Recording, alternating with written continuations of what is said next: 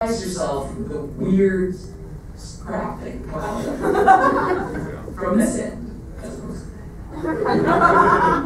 I basically, my original introduction to all this stuff back in, God knows when, was doing what I like to call chop socky movies, which was all these Indonesian films which were all, karate and, different martial arts movies. So I basically cut my teeth on all that stuff. So we basically did all the efforts and all that stuff. And so I came to it pretty early on. And I've always enjoyed doing that stuff, the fights and all that. And just really get into it and just do it, and it's fun. I agree with Mary. The screaming is the hardest part of this entire job. I mean, everybody says, what character do you hate or whatever. I don't hate any of the characters. I love doing all the characters, but it's the screaming. You have to go in and scream for 4, 5, 6 hours, and you blow out your pipes. And I was telling this story the other day. I went in. And I was for 6 hours screaming solid on a combat game. And at the end of it, the guy goes, I saved the 10 best loops for the end. I said, what are they? He said, we need 10 loops of you being burned alive by a flamethrower. After I'd been screaming for 6 hours, so I had to do that. And I said, you need 10 of them? He said, yeah, we need 10 of them. And hey, go! So, that's kind of, you just jump in and do it, Try and book it on Thursday or Friday to give yourself the weekend to recover. I'm serious. It's that bad. Yeah, it's that it bad. can be really bad. It helps if you have your own flamethrower. Take a lot of cheese whiz like stuff. It's flammable. Yeah. I usually Don't give them any ideas. I usually like it.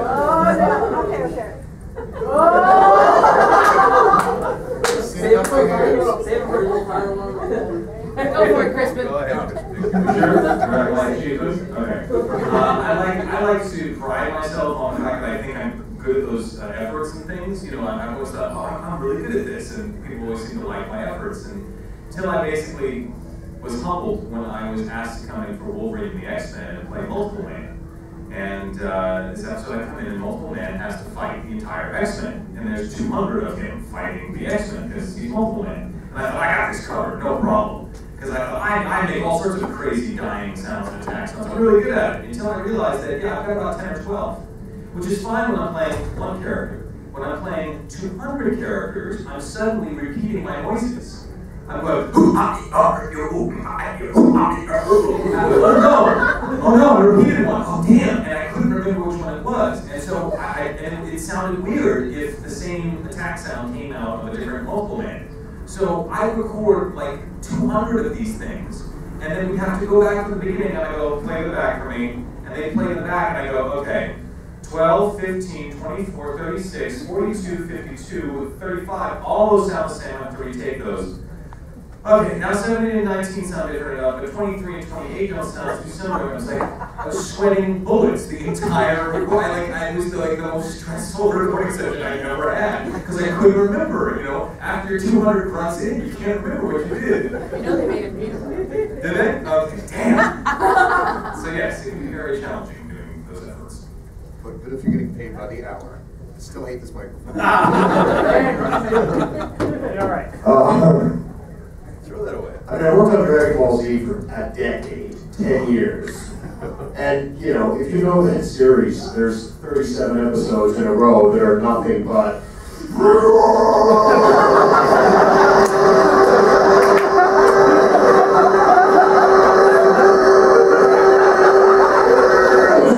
oh my God, it's over!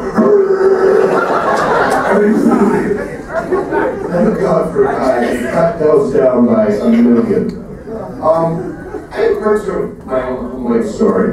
Playing Wolverine in X-Men.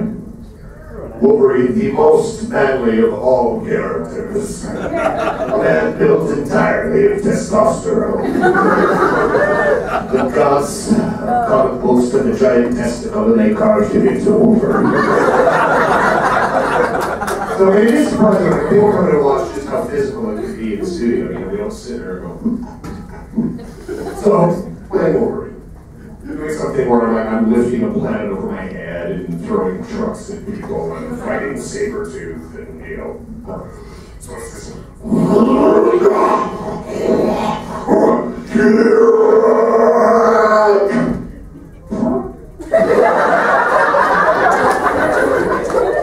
The action stops. Everyone's like, can you play that back? Now, I have to be clear here. This was not the normal fart. This was the fart of a 2-year-old girl. This is just me going like, oh, thank God this microphone's recording.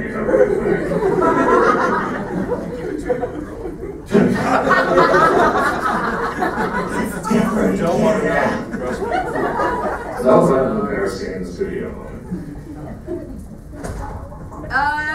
The visor, yeah. What are your favorite animes that you guys have not worked on? Ah. There are animes that we haven't worked on. I know. Bad stuff. Bad stuff. Death Note. I wish I worked on Death Note. What about you, Richard?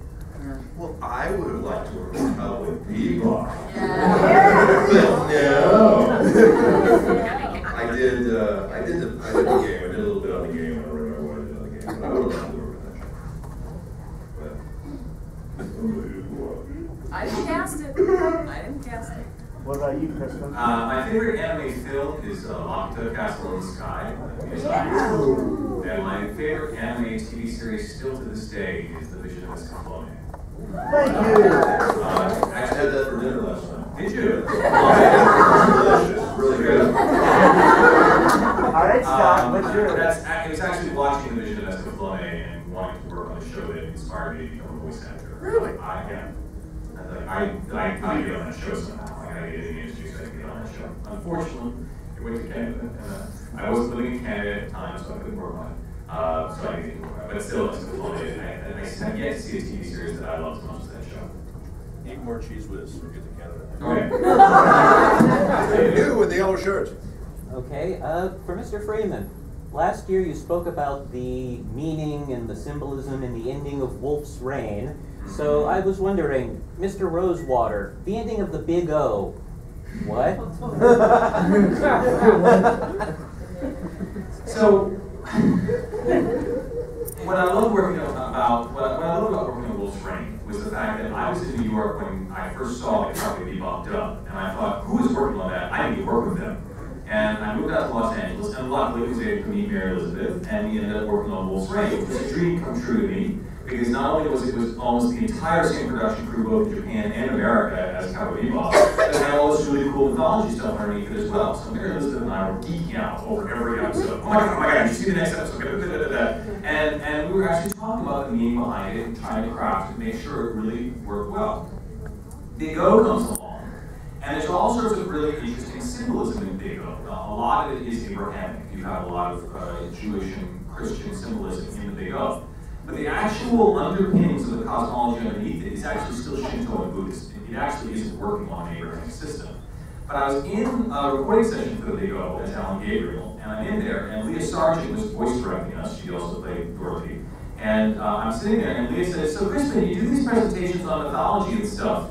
Yeah, you do that? I go, yeah. Well, how did that happen? Well, there was this producer in Japan called Kenji Ushida, and he really inspired me. She goes, Ushida? I said, yeah.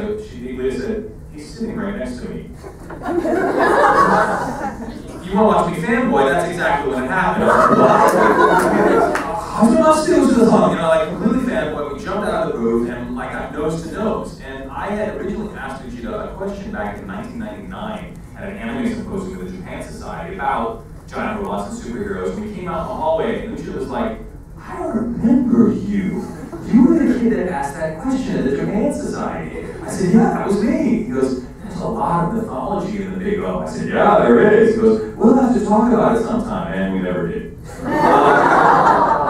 Because, unfortunately, the cosmology in the Big O is not terribly consistent. It doesn't sort of hold together nearly as well as the cosmology in Wolf's Rain. One of the things I love about Wolf's Rain is it has an ending. You know, it has a big ending, because the fact is, a story doesn't mean anything until it has an ending.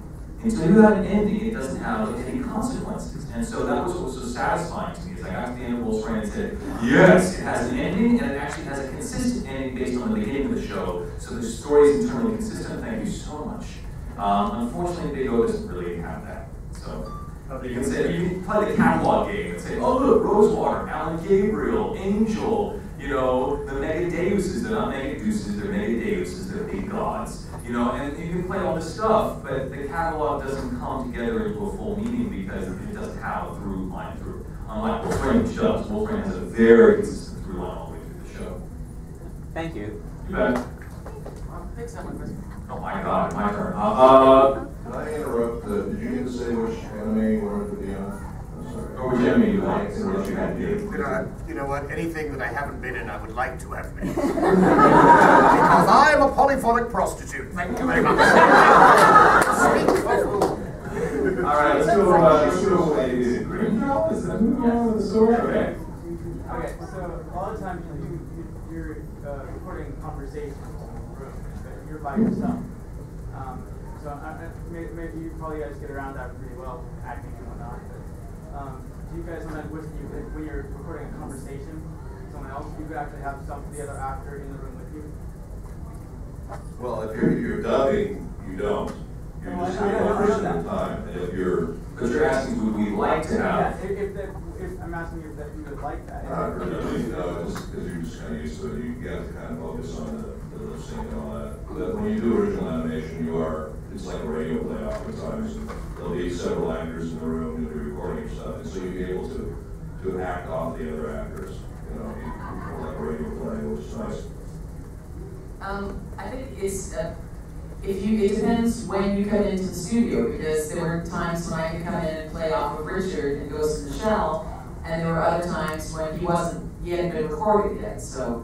I like to play off of you, man. Right, I love playing off of Richard, still do. So yeah, it really just depends on scheduling and when you come in, and I guess it's really up to the director to make sure that the arc of the story and the character arc and everything else, that the conversation is that it's actually going to sound like two people talking to each other, even though it's just one person alone in a room, in a void usually. I just want to add something real quick to that. Sometimes if there's time, which oftentimes there isn't, it's nice if they have the tracks of the other actor. You can hear his line before your line, so then you can respond accordingly. It makes it sound more conversational, which is nice to do that.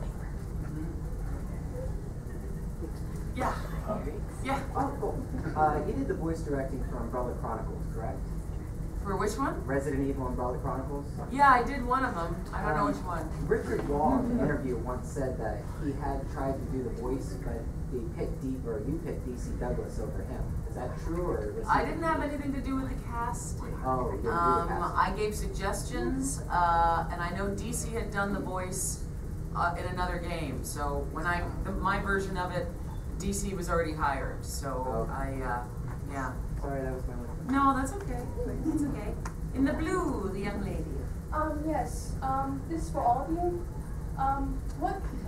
Which is harder, doing protagonist or antagonist, and which one do you all prefer to do? Evil. There's no question that playing bad people is significantly more fun and more enjoyable than playing good people. Good people are actually much harder too. Because good people are not good and bad people are not bad. But it's certainly an easier choice to go to the dark side. I completely disagree. I'm sorry, Mr. Angel Gabriel, huh? No, he's the villain in that game. Oh, really? No, but he's not easier or more fun to play. I enjoy playing the heroes as much as I play the villains. And I don't think that the villains are any more interesting to me necessarily than the heroes. I think it's whitewashing the heroes to say that they're not interesting. And I think it's not understanding the purity of their intention. Well, villains don't think they're evil. Villains have their own agenda, and it's just a very different agenda than I think, hopefully. Yeah, unless you do something very rudimentary, you're not feeling generally what these are the good people and these are the bad people. No, I agree with that completely. I think it's a common thing, and I'm going to be the heretic monkey in the room. Most voice actors will say that they enjoy playing the villains more than playing the heroes, and I'm just a strange voice actor that doesn't agree. Do you know what a heretic monkey is? Yes. What? Do you know what a heretic monkey is? Or why don't you let us? Well, in any group of monkeys, there's usually the Tell me a long explanation. I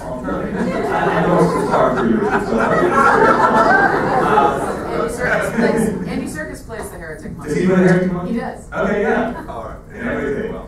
In a group of monkeys, there's usually an alpha male, and he breeds with the other females. That makes the DNA very narrow, it shallows the gene pool. So usually the other male monkeys have to leave to go to another group, and it's important for that heretic monkey to have left the group and go to another group to make sure the DNA stays diverse, so that they don't become inbred. So I'm the renegade one. It's going to This is why Kristen has to travel from convention to convention to convention. I actually played, I was in the new Rise of the Planet of the Apes. I played the voice of the big gorilla, really badass. I do have some knowledge of monkeys. Anyway, for me, I like playing them all. I like playing good guys.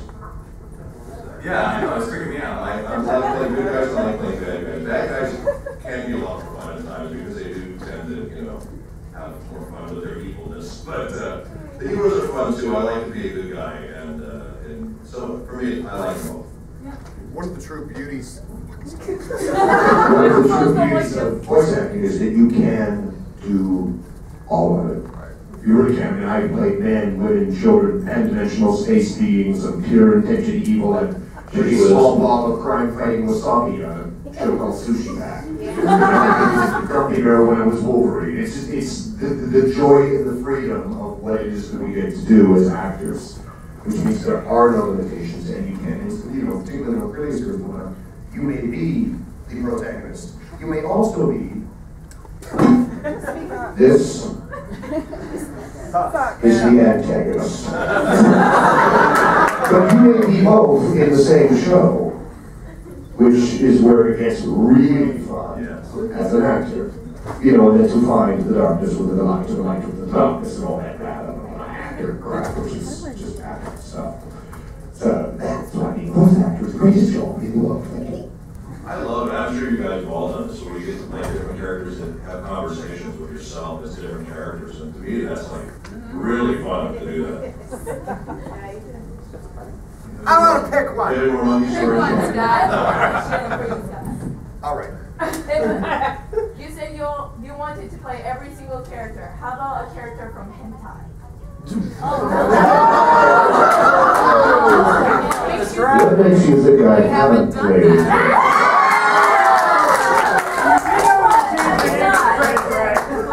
Which one have you done? I did mostly mocap for the hentai industry, all that tentacle stuff. That was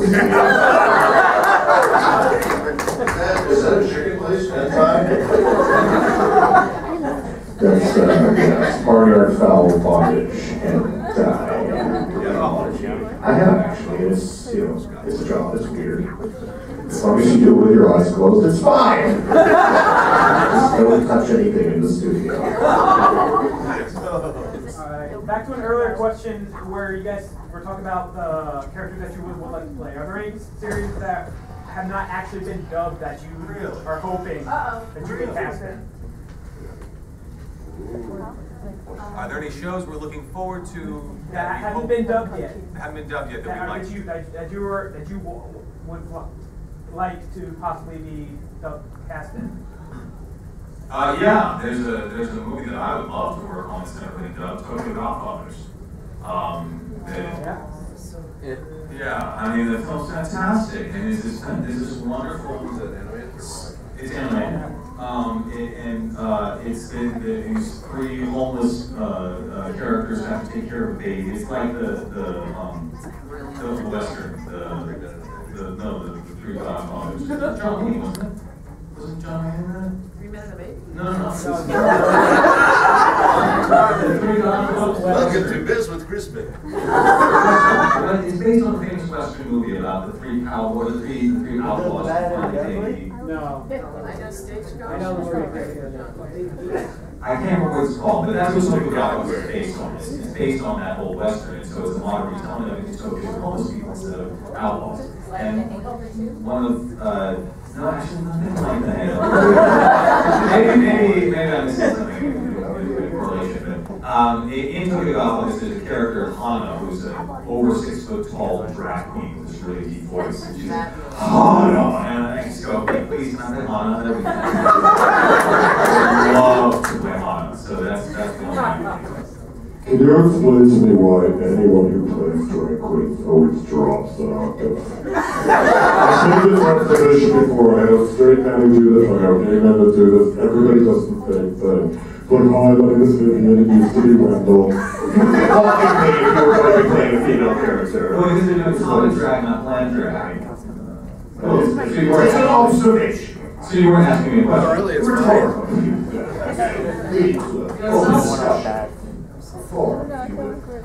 There was a movie called Millennium Actress, which was just exquisite, and the lead male in it was played by the same Japanese actor who played Spike in Cowboy Bebop. So as I started to watch this movie, and I heard that voice, and I was just, I'm loving it, I'm loving it, I'm loving it. I thought that movie was just such a gorgeous love letter to our film industry and to the Japanese, but really to them, also to the American film industry. I thought that was beautiful. And I don't watch any other anime shows just because I'm so busy watching the stuff that I'm doing, you know, so I hopefully we'll get some new good ones and go to Sure. I have a question for all of you, and then sort of a fanboy question for Mr. Epcot. The question for all of you being, do you have any advice for someone who wants to get into voice acting? Don't do it. Fed bread and gruel kept in small cages.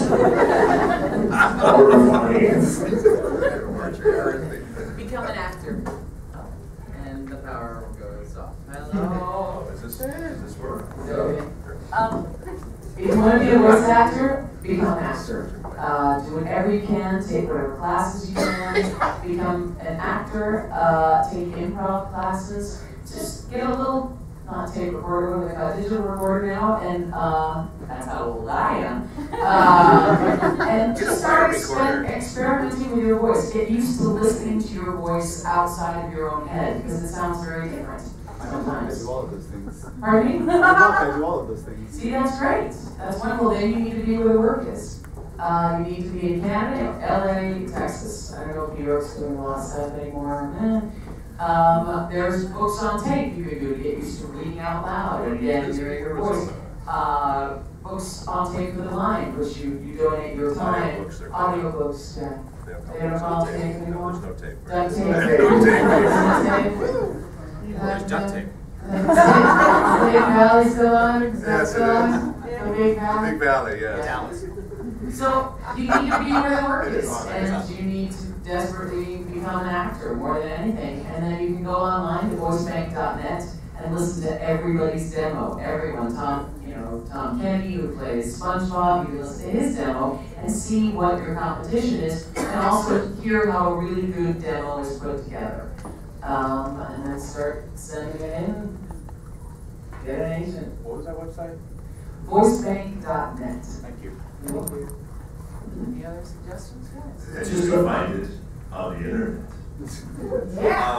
Yeah, I agree with Barry wholeheartedly. To become a good actor because it's so important. A lot of people come up to me all the time and go, I have a good voice. And people tell me I have a good voice and blah, blah, blah. Then you get them in the studio and they can't read copy to save their lives. So you have to be able to bring that words off the script and bring it to life and make it come alive. And it almost goes beyond their being a good actor because what we do is kind of a real niche in that we don't have a chance to oftentimes pre-read the stuff we go into. So we're basically cold reading performances when we go into it's the first time we've seen the script, so we have to bring it to life immediately. There's no, and your competition is going to go in there and they're going to nail it in the first take, and they're going to just keep nailing it. You have to be that good when you go in and compete with these people and audition, because if you mess up, they're going to remember and they're not going to ask you back. So you have to feel really confident and competent when you go in there and just knock it out of the park. Voice actors are like the shorter cooks of acting.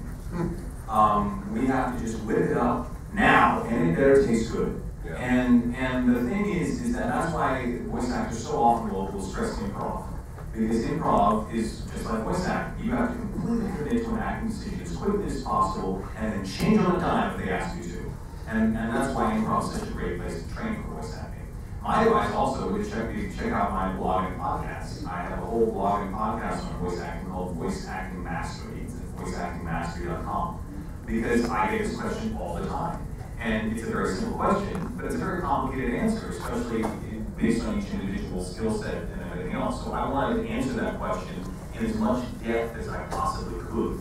So I would suggest checking out my podcast and listening to it. I've been doing it for almost a year now. So there's lots of episodes to listen to that will hopefully give you a sense of what it really takes to work as a professional as a performer. What's the website? The website is voiceactingmastery.com.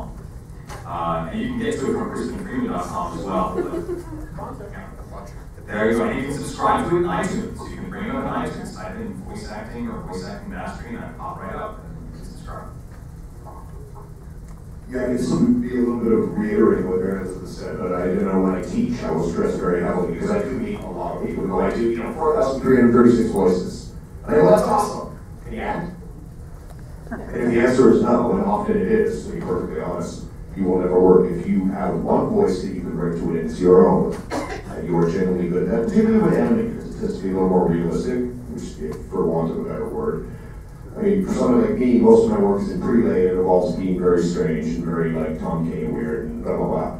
But another thing that I will sort of add to that when I teach, people, I had somebody ask me this today. It's like, I've got this job, and how do you come up with a voice? And my response to that is, I'll cite the man who I think is the greatest voice actor of all time, Mr. Mel Blanc. The reason that we still believe, in spite of what my therapist tells me, that rabbits and ducks can talk, is not because Mel Blanc never ever created a voice. Even if it was something really incidental, he always created a character. And there's a big difference between that. Voices are a sound, there's nothing to it. If you create a character, no matter how fanciful or weird the situation or scenario may be, if you imbue that with something based in reality, and I will say again, you would be surprised at how physical it could be. I'll cite myself on a show like Beast Wars, I played 4 of the main characters. People would come in and watch and just go, it's so strange, because everything morphs in you. Your physicality, your body, it's not standing and delivering a performance from here.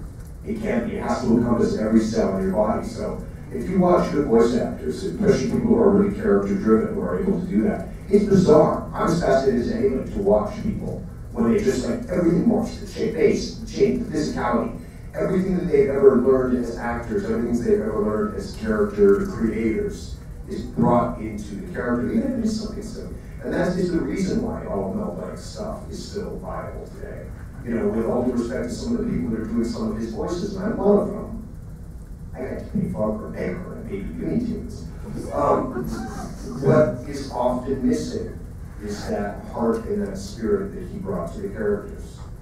Even though rabbits. Okay, fucking hate you talk. That is the most important thing in part of it. Is whatever fire burns in you, you have to shape that and morph that into something that may happen to look like a tiny blob of wasabi that big. And have fun. You had another question? Yes, slight little fanboy request. Could you perhaps borrow off one of Austin's lines? Yeah. Want to add some slime? Yeah. What would you like to say? Don't give me like 14 paragraphs. You can lie into it, they give like 50 pages of darkness is the heart's true essence. Darkness is the heart's true essence. Here are we from the good everybody. Let's go way in the back. Yes. Blue hair of fabulousness. Yes. Oh, that's you with the blue wig and the white uniform. Richard? Yeah.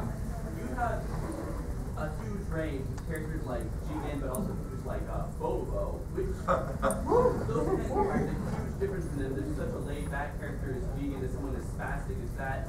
Which one's more difficult to sort of create that character in your head? A laid-back character or someone ridiculous?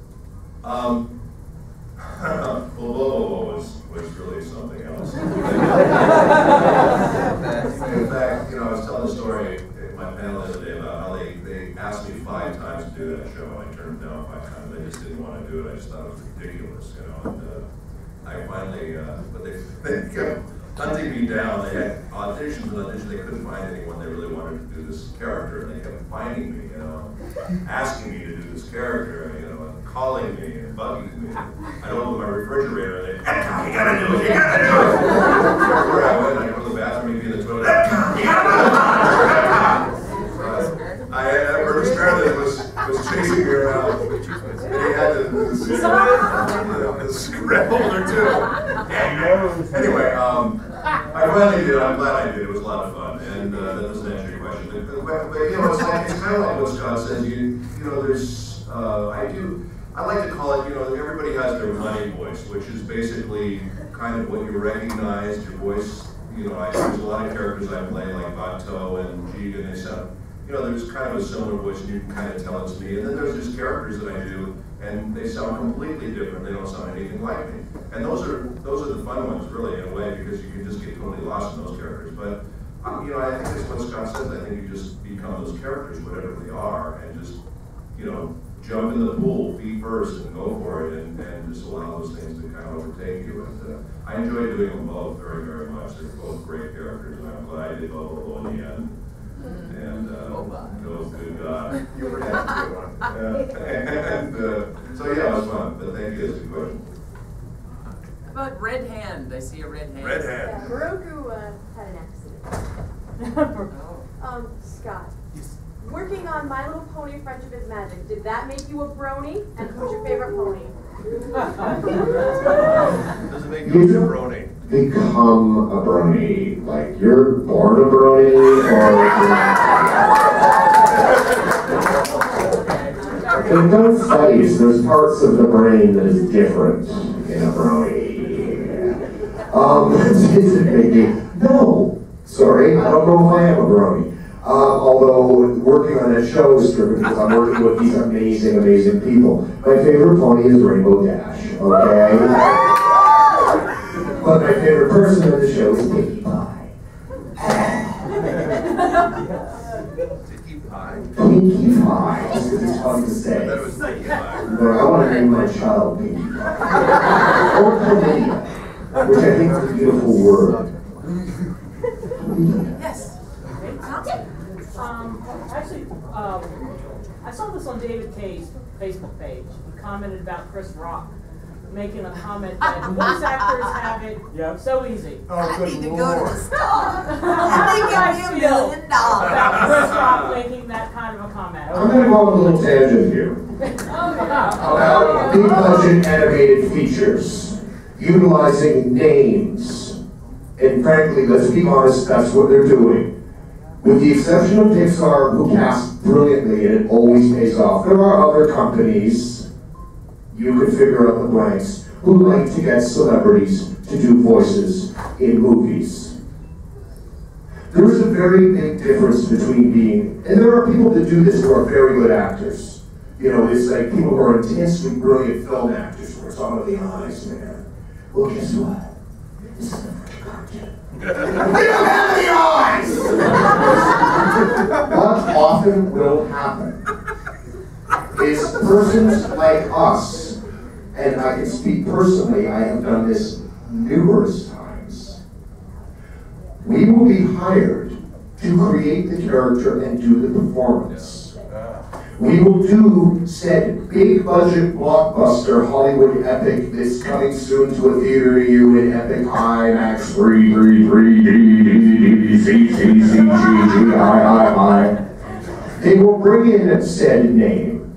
And please understand there are people who are celebrity status who do these things that can be brilliant. But there are others. They will then play line 132C. Listen to this 30 times and then eventually do it exactly like the voice actor did. The only difference is that they will get paid $6 million for doing it, and we get a little less than half of that. In what world? I might have been under-exaggerating a touch. But it's a bit of a sore point with me. So, anyway, that's my rant for the But day. there are some amazing. I just saw Madagascar 3, and Martin Short as Stefano, the Steel, is brilliant. And it's not just the voice acting that he did, it's the animators. So, I mean, I think a lot of times, if you do get a subpar performance from a celebrity, the animators are there to clean up, to fix, to make it unbelievable. I don't know. I mean, I know David said some stuff, and I know a lot of actors are really kind of ticked off, and I don't understand why they get paid. I guess because they're celebrities, but the kids don't know. The kids don't know it's Chris Rock. They don't know it's Sacha Baron Cohen, and they're brilliant.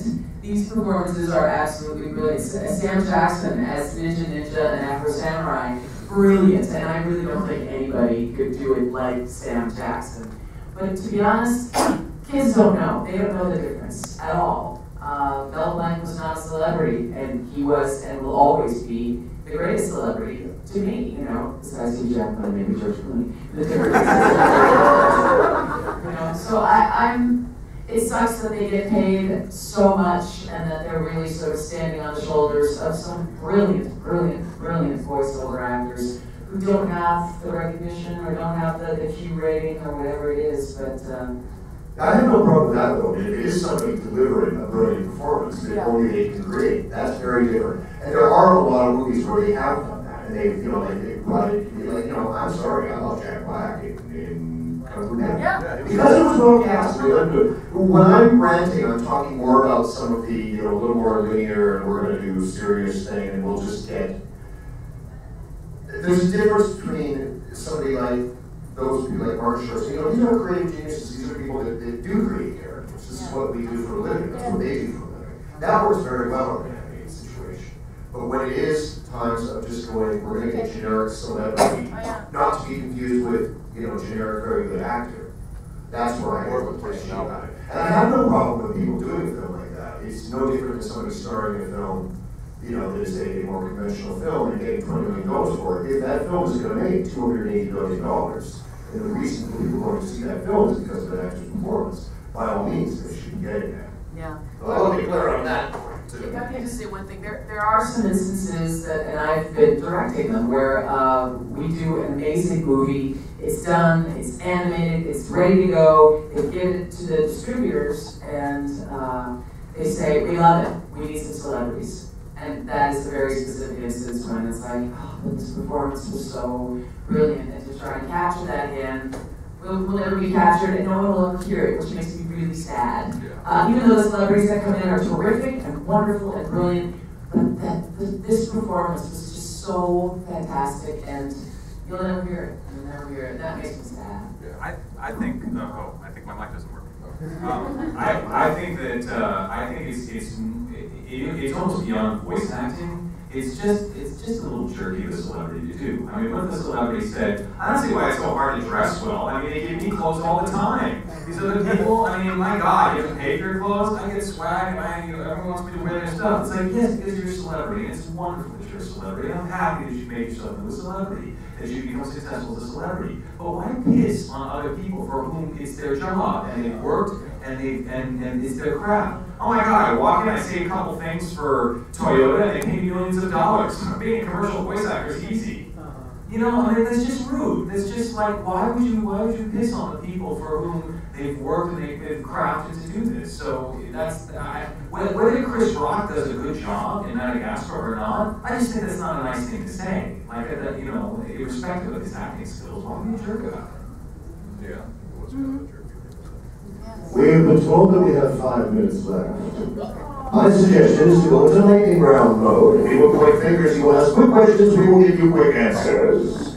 If you go over the amount of time, so you go, you will hear a buzzer. If not, so let's go. Right there, back. If you were into voice acting, where would you be? Where would all of you be? I would be in a small padded room screaming a lot. Oh wait a minute, that's what you was voice acting. I was wanting to be a race car driver. I'd be a Beverly Hills gynecologist. And I'd be Richard's patient. Next question. So, Richard, how comes out the orifice? All right. Yes, in the white. Yes. This is for Crispin. I recently picked up a copy of Seiyu Grand Prix, and I was really excited to see that you had an article with Tomokazu Sugita, Yes. who did Kyon. How was that meeting him? It was a lot of fun. I went over at the end of March to present one of my own anthology panels in Japan, and the different Seiyu magazines over Japan wanted to have a shoot with me and Sugita, who was the Japanese voice actor who plays Kyon and Haruhi. So they did a whole photo shoot with me and Sugita, like the Japanese and the English voice actor of Kyon and Haruhi Suzumiya, and we had a great time because he's a big anime nerd, so we geeked out over all sorts of old guns and anime together. It was fantastic. To reiterate, lightning round, fast questions, fast answers. Yes, you, sir. Hey, everyone, pancakes or waffles? Waffles. Pancakes. Yes. French toast.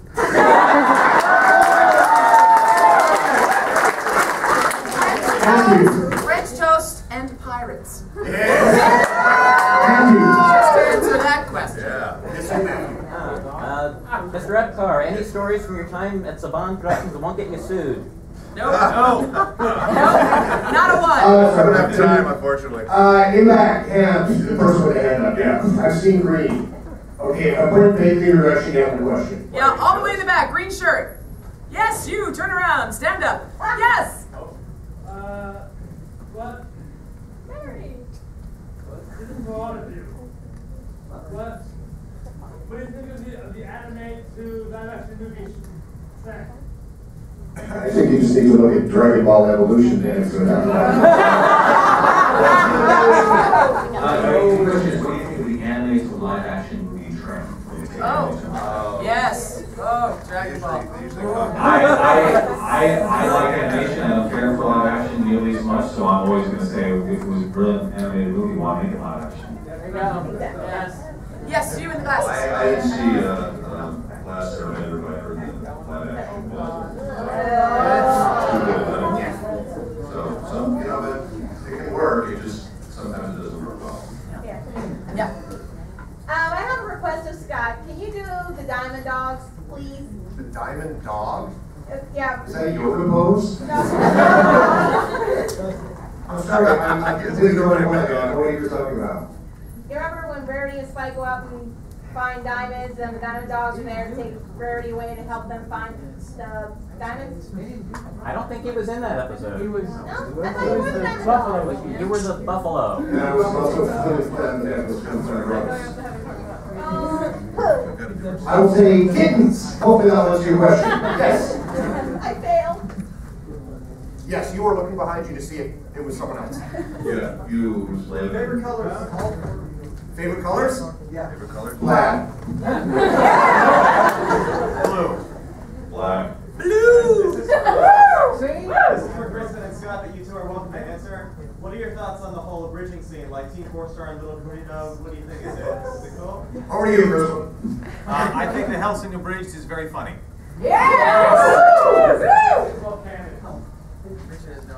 I have no idea, but I love your shirts because it's a those are Laughing Man, yes. Yeah.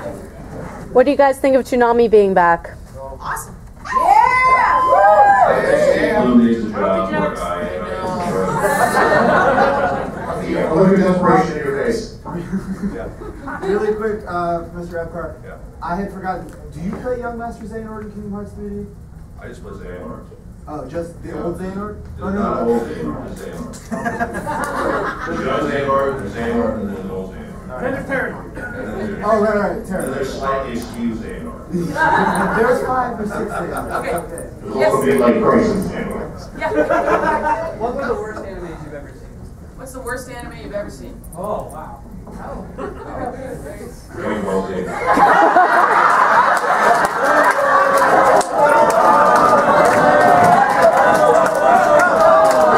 You must, of course, be talking about the Texas stuff. Not the original. Shake my eyeballs, you know! Get you a slap! Scott, which characters did you voice in Beast Wars? On Beast Wars, I was Dynamon, Rat Trap, Boss Vader, and Silverbolt. Keep it satisfied. I know, we're all getting that shepherd. ice cream, and of course the world's strong brown ravens. I have no idea. Purple hair. Quickly, could you do anything from Motico? There's Motico right there. Stand up and show us Motico. I wish I had a. Wow.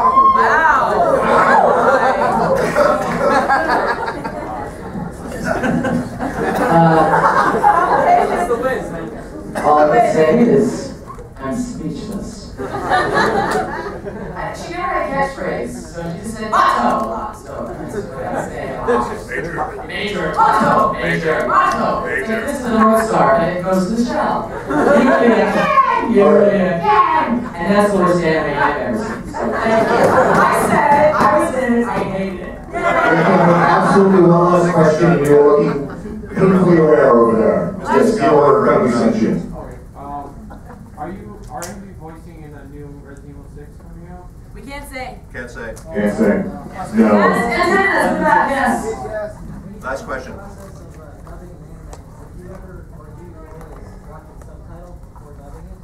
I do. I don't. Unless I I can don't. find it subtitle. I love homework. And unfortunately, that's all the time we have. Thank you guys so much for coming.